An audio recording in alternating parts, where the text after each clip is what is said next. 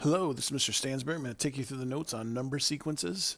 At the end of this, you should be able to say, I can recognize patterns in sets of numbers, describe the pattern in words, and continue the pattern. Okay, so first thing, a number sequence is an ordered list of numbers defined by a rule. The numbers in the sequence are called the terms of the sequence. Okay, now, here we go. Consider this tower of bricks here. So here's row 1, row 2, row 3, 4, so forth and so on. First row's got 2 bricks, second row's got 3 bricks, third row has 4 bricks, so forth and so on. So we let U sub n represent the number of bricks in the nth row. So U sub 1 is 2. So that's the in the first row there's 2 bricks. U sub 2 is 3. So the second term is 3, third term is 4, fourth term is 5, so forth and so on. Okay. Now, there are many useful ways to describe this sequence here. So we can list off the terms 2, 3, 4, 5, and then the ... means that this sequence continues to go on. Okay. We can also describe this using words. Okay. So the sequence starts at 2 and increases by 1 each time, or each successive term. Okay.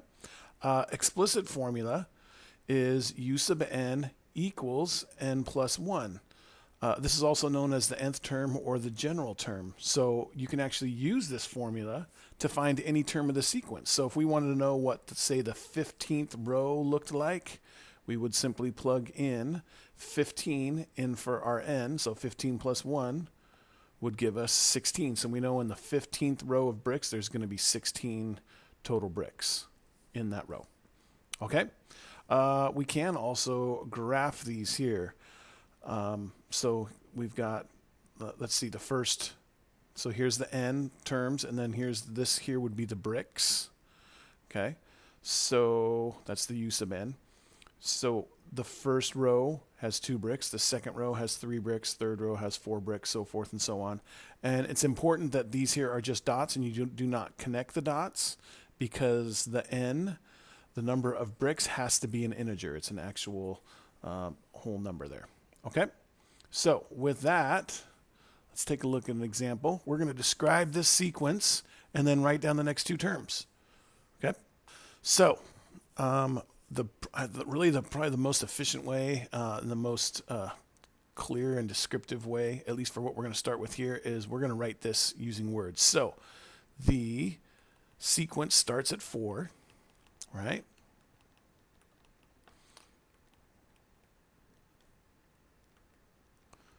Okay, and what are we doing each time? So let's see, we are adding 3 here, adding 3 here, adding 3 here. 4 plus 3 is 7. 7 plus 3 is 10. 10 plus 3 is 13. So the sequence starts with 4, and we add 3 each time, or for each successive term. I'm going to put 4 each successive term. Okay, so we have now described the sequence, and then it just says write down the next 2 terms. Okay, so that means plus 3 more. So we've got 13 plus 3 is going to give us 16, and then 16 plus 3 is going to give us 19. So the next 2 terms would be 16 and then 19. So next 2 terms are 16 and 19. Okay, that's all there is here for number sequences. If you have any further questions, please feel free to ask in class. Thanks.